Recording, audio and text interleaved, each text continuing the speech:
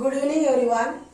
Good evening all students. Yesterday we have seen our seventh type of past tense, which is past perfect tense, and formula is subject, had, V3 object. Now today we are going to see our next topic. It means 8 number type of past perfect continuous tense. It means what in Marathi? चालू पूर्ण भूतकाळ.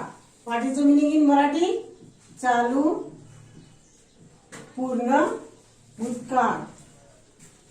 Now what is the formula? Subject, had, been, before and object. Before means what?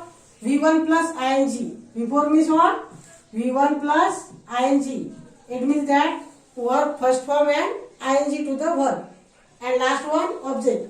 Now very easy formula, no confusion about have and has, only had is here. So first we are going to see first example. Do you understand the formula? Subject, had, been, before, object. Very easy formula. Now look at the example. Example number first. I had been learning English. What is the meaning in Marathi? Me English शिकत होतो. It means भूतकाळामध्ये क्रिया झालेली आहे, तर ती क्रिया तेव्हा सुरू होती. म्हणजे भूतकाळामध्ये एखादी गोष्ट सुरू होती, जसे की शिकण्याची इंग्लिश शिकण्याची प्रक्रिया सुरू होती, पण कधी? भूतकाळामध्ये. हॅड आहे. Understand. Second example. She had been telling a story. ती कथा सांगत होती. म्हणजे सांगण्याची क्रिया झालेली पण आहे, परंतु त्यावेळेस सुरू होती. Telling. Telling is a before, म्हणजे वर्बला आयएनजी लावणे. Understand. Next example. He had been working in a company. तो कंपनीमध्ये काम करत होता. तो कंपनीमध्ये काम करत होता. So do understand. Here had is also and before and been is compulsory in past perfect continuous tense. Next one example. They had been reading a newspaper. ते वर्तमानपत्र वाचत होते. म्हणजे वाचण्याची क्रिया सुरू सुद्धा होती. अंडरस्टँड. आणि भूतकाळामध्ये घडून गेले, त्यामुळे ऑलरेडी कंप्लीट सुद्धा होती. समजलं? तर नेक्स्ट एक्झाम्पल पाहूया आपण. We are going to see next example. We had been solving maths problem. आम्ही मॅथ्सचे प्रॉब्लेम सोडवत होतो. म्हणजे एक प्रकारे पाहिलं तर क्रिया पूर्ण पण झालेली आहे आणि कंटिन्युअस म्हणजे भूतकाळामध्ये चालू सुद्धा होती. सॉल्विंग मीन्स काय? सॉल्व्ह करणे, सोडवणे. Understand. We had been solving maths problem म्हणजे आम्ही गणिताचे प्रॉब्लेम सोडवित होतो. Next. They had been explaining all example. ते सर्व एक्झाम्पल म्हणजे उदाहरणे एक्सप्लेन करत होते.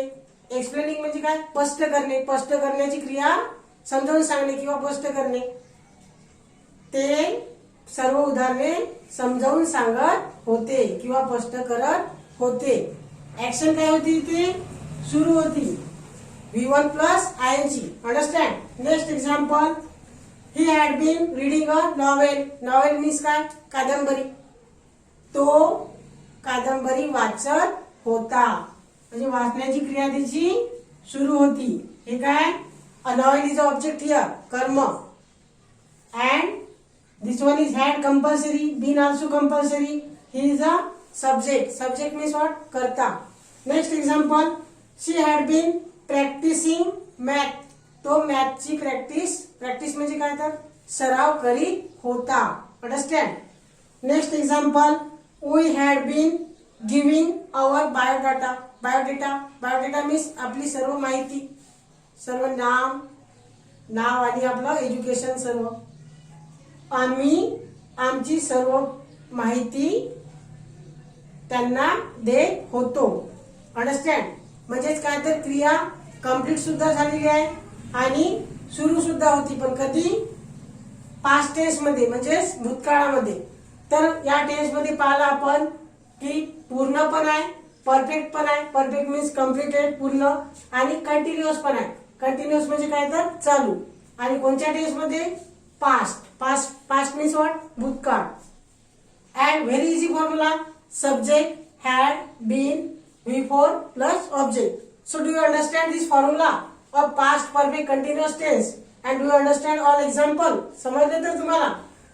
तर सर्व एक्झाम्पल तुम्ही नोटबुक मध्ये लिहून घ्या. You have to write down all example in your notebook and what is the homework? Create example at least 10 by your own.